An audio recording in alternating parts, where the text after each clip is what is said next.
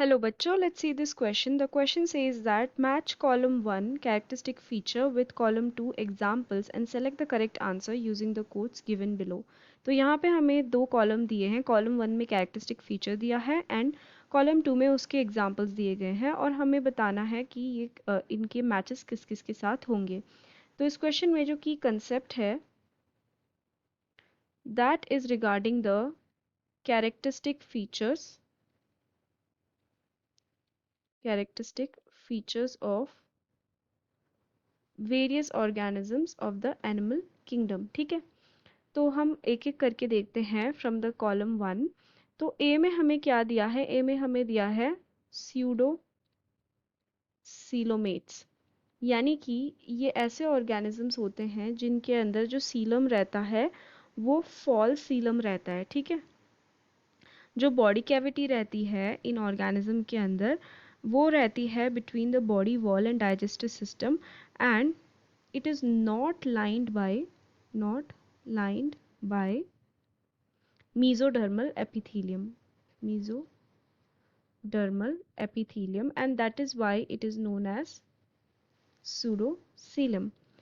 ठीक है, तो these pseudocoelomate animals कौन होते हैं?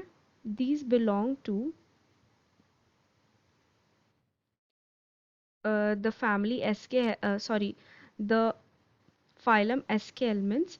ठीक है, एंड इसके एग्जाम्पल्स क्या हो जाएंगे? इसके एग्जाम्पल्स हो जाएंगे एस्केरिया, वुचरेरिया वगैरह. ठीक है, तो these are round worms. Basically ascaris वगैरह को हम राउंड वॉर्म्स भी बोलते हैं, ascaris and wuchereria. So A will be matching with 3 here. Then अगर हम बी में देखें तो बी में हमें क्या दिया है? डिप्लोब्लास्टिक. तो डिप्लोब्लास्टिक का मतलब क्या होता है कि इनके अंदर सिर्फ 2 एम्ब्रियोनिक या जर्म लेयर प्रेजेंट रहती है. सो ऐसे organisms will be belonging to the phylum cnidaria.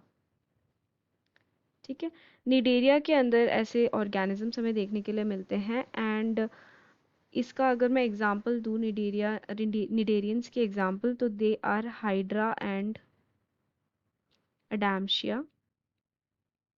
ठीक है, तो ये हो जाएगा hydra and Adamsia. So this be will be matching with 1. Then C में अगर हम देखें तो बोला है सेल्यूलर लेवल ऑफ ऑर्गेनाइजेशन. ठीक है, सेल्यूलर लेवल ऑफ ऑर्गेनाइजेशन हमें बहुत ही प्रिमिटिव ऑर्गेनिजम्स में देखने के लिए मिलती है which belong to the phylum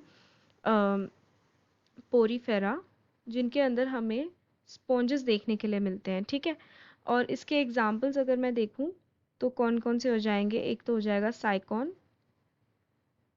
जिसको हम अर्न स्पॉन्ज भी बोलते हैं, एंड दूसरा है spongilla. So C will be matching with 4th. Then D में हमें क्या दिया है? Radial symmetry. तो रेडियल सिमेट्री का मतलब ऐसा होता है कि उस पर्टिकुलर ऑर्गेनिज्म के बॉडी को अगर हम किसी भी प्लेन से डिवाइड करें तो वो उस किसी भी plane that will be passing through that center of that particular organism's body that will divide the organism's body into equal halves. ठीक है, तो इसके अंदर organisms निडेरिया फाइलम के भी आएंगे एंड साथ ही साथ टीनोफोरा फाइलम के भी ऑर्गेनिजम्स आर रेडियली सिमेट्रिकल. ठीक है, अगर मैं निडेरियंस की बात करूँ तो इसका एग्जाम्पल हमें क्वेश्चन में कौन सा दिया है? इसका एग्जाम्पल हमें दिया है ऑरेलिया, जो निडेरिया फाइलम के अंदर आता है, एंड टीनोफोरा का एग्जाम्पल दिया है Ctenoplana. So D will be matching with 2. Then last E में हमें दिया है मेटामेरिज्म. ठीक है, तो मेटामेरिज्म हमें फाइलम एनालिडा में देखने के लिए मिलता है. एनालिड्स वॉर्म के अंदर हमें देखने के लिए मिलते हैं. मेटामेरिज्म का मतलब क्या होता है कि जो बॉडी है ना वो ऐसे सेगमेंट्स में डिवाइडेड है.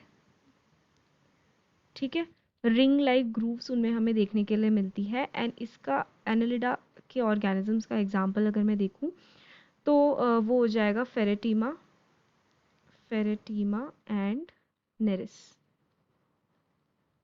ठीक है, तो ये जो ई वाला है that will match with fifth, this will match with fifth. So अगर मैं देखूं तो A matches with third, B matches with one, C matches with 4, D matches with 2 and E matches with fifth. So option B will be the correct answer for this question. I hope you have understood it well. Best of luck.